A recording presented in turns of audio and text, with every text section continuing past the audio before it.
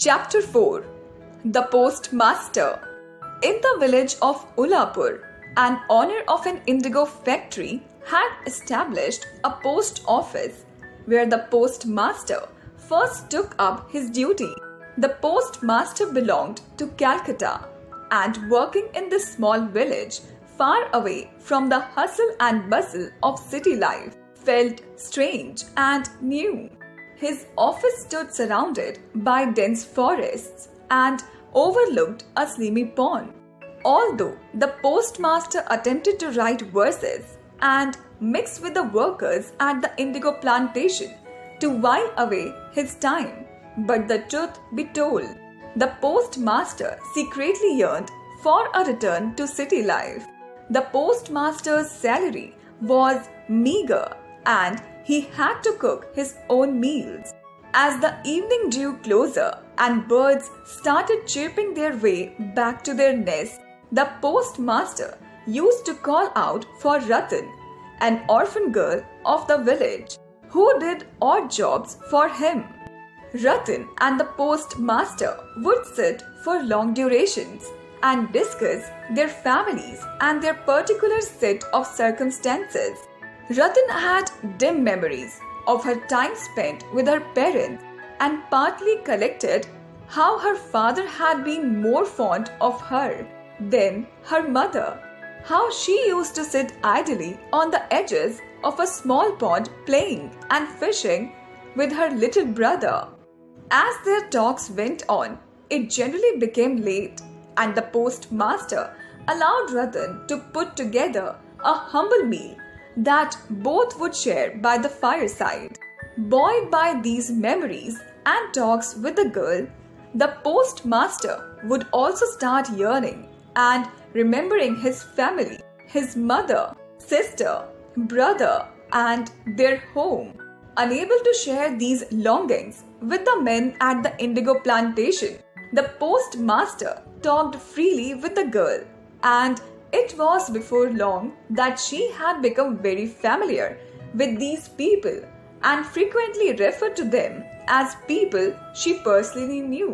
One day, during a lull in the rains, the postmaster took it upon himself to teach Ratan the alphabet, and thus it was that within a short span of time she had mastered all the alphabets. Meanwhile, the rains poured down incessantly and canals and ditches overflowed.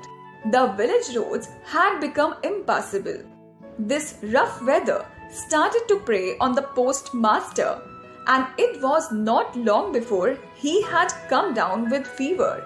In the loneliness of his surroundings and the depressing weather, the postmaster longed for the soothing touch of his mother's care. Ratan took great care of the postmaster with motherly affection. She called the doctor, gave him medicine, and ensured an apt diet so that he could recover quickly. As soon as the postmaster had recovered from his illness, under the tender and timely care of Ratan, he sent a request for a transfer back to Calcutta. The transfer took long in coming. Meanwhile, Ratan and the postmaster carried on with their usual routine.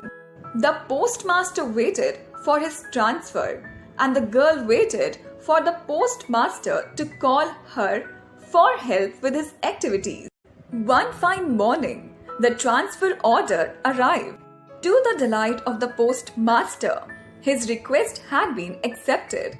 He called the little girl and said, "I have to leave tomorrow, Ratan." The girl asked, "Where are you off to, Postmaster Babu?" He cheerfully answered, "I'm going back home." "And when will you come back?" Ratan asked. He said with a big smile, "I'm not coming back." She said in a soft tone, "I will also go along with you." The postmaster let out a laugh. "What an idea!" and left it at that. The girl's grief was immediate and sharp, and seeing this, the postmaster consoled her. "Don't worry, Ratan. I'll ask my successor to take good care of you." but the girl remained muted and sad. The next morning, the postmaster handed over the charge to his successor. When he arrived, just before the postmaster left for the boat, he took out a whole month's salary from his pocket, keeping some aside for traveling expenses. This he tried to give to the girl, saying, "This is for you. I hope this will cover your expenses for some time."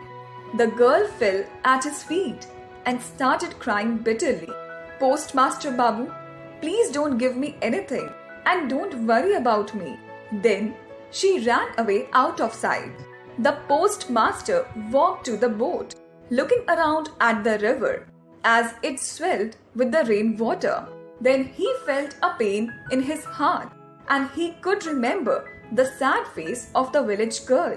For a moment, he thought of going back and bringing her along. But the boat had moved ahead in the strong river current and the village was far behind. The postmaster consoled himself and thought that this life is full of meetings and partings. Nobody can escape it.